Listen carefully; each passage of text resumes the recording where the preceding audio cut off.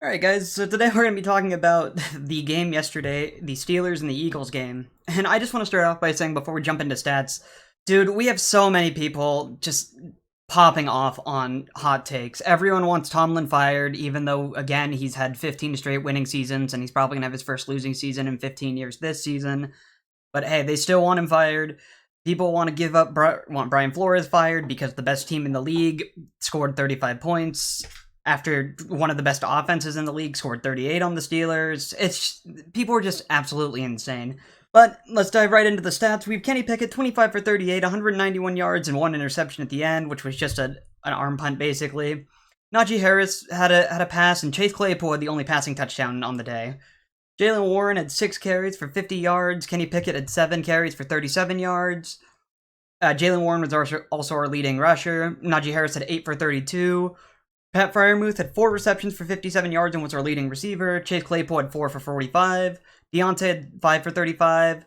Najee 6 for 26. And then on the defensive side of the ball for the Steelers, Minkah Fitzpatrick led the team in tackles with 5. Ahkello Witherspoon, who gave up a lot of yards from A.J. Brown, which we'll talk about in a second, had 5 tackles. There was a sack for Malik Reed, a sack for Cam Hayward, a sack for Carlos Davis. Yeah, that's going to be about it for the Steelers. Looking at the Eagles side of the ball, Jalen Hurts, man, absolutely amazing. 19 for 28, 285 yards and 4 touchdowns. Gardner Minshew came in the fourth quarter, 1 for 2 for 23 yards. Miles Sanders led their team in rushing, 9 carries for 78 yards and 1 touchdown. Boston Scott, 7 for 21. Jalen Hurts, who we kept on the ground game pretty evenly, 2 for 10. And then A.J. Brown, this is where the issues were for me personally. A.J. Brown, 6 receptions for 156 yards and 3 touchdowns. Dallas Goedert, 6 for 64. Zach Pascal, 2 for 57 and a touchdown. And on the defensive side of the ball for the Eagles, they had TJ Edwards leading their team in tackles. CJ Gardner-Johnson had 7 tackles, while TJ had 9. He also tipped the ball, which gave CJ his only interception on the day. Javon Hargrave had 2 sacks and 6 tackles. Marlon Tiatutubulu, sorry if I'm mispronouncing that, had a sack. Hassan Reddick had a sack. Milton Williams had a sack. And yeah, so that's a lot of sacks. That's a grand total of 6 sacks on the day.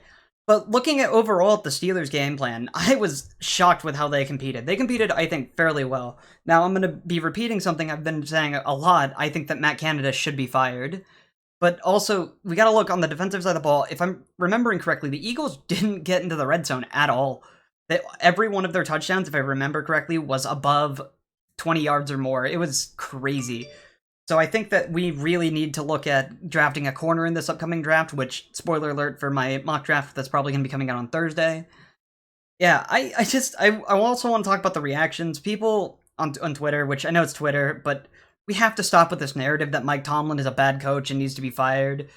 It doesn't matter his playoff record. It doesn't matter anything like that. He has had no losing seasons in 15 years. That's amazing.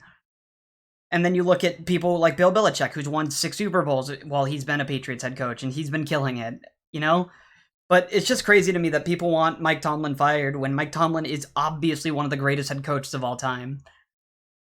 What's some other overreactions? People saying that Kenny Pickett is already a bust and that we should have waited for next year and that we reached on him after 1 season. I love seeing that.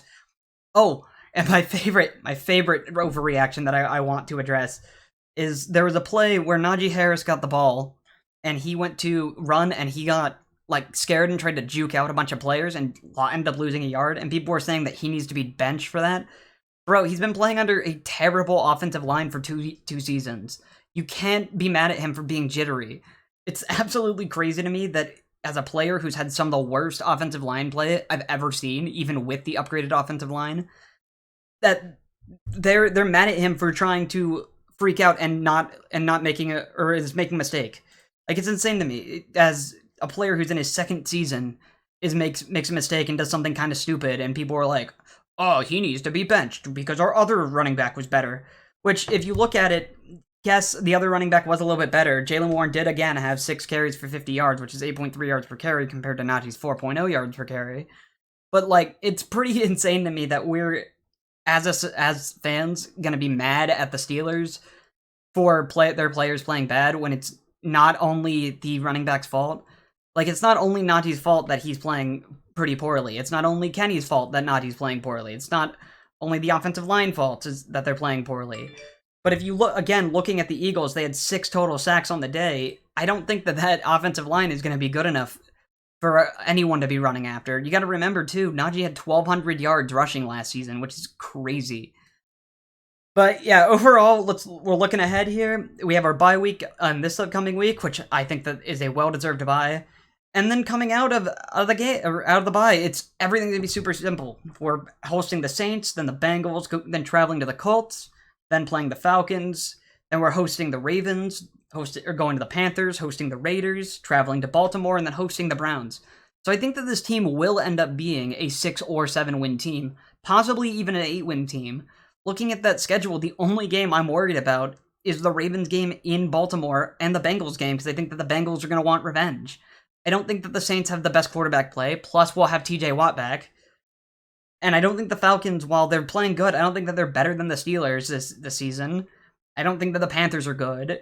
And I just think that overall, especially because we beat the Buccaneers, the NFC South is bad this season. I just think that there's a lot of overreactions that people are coming out. But let me know what you guys think in the comments below. You can always find me at my links down below. And if you guys have any other content suggestions, I'm going to be trying to start my Lions franchise series soon. Spoiler alert, it's Lions franchise for this season. More details on why I'm not continuing the Falcons franchise series if you guys follow me on Twitter or when I start the Lions franchise. And that's going to be about all I got. Take it easy.